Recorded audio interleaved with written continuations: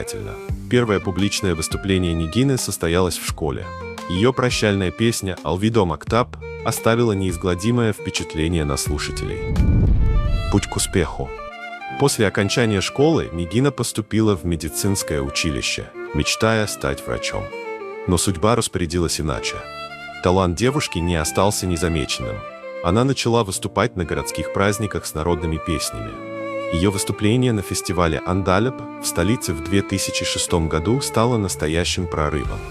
С песней «Дар Лаби Обе» она завоевала Гран-при, что открыло перед ней двери в мир профессиональной музыки.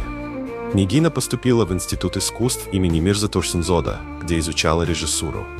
Позже она продолжила обучение в Таджикской консерватории, параллельно став солисткой ансамбля «Дарья».